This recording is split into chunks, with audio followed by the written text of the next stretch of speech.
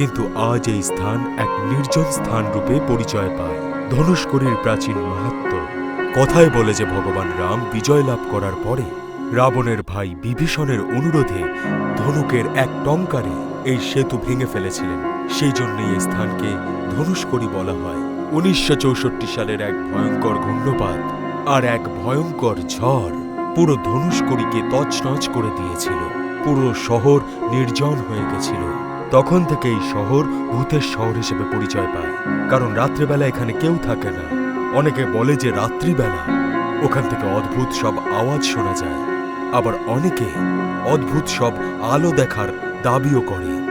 রামেশ্বরমে অনেক পবিত্র স্নানকুণ্ড রয়েছে, কিন্তু অগ্নিতীর্থকে সবথেকে গুরুত্বপূর্ণ মনে করা হয়। এর মাহাত্ম্য কথায় বলে যে এখানেই ভগবান রাম লঙ্কা জয়ের পর নিজের পাপের প্রায়শ্চিত্ত করার জন্য স্নান করেছিলেন।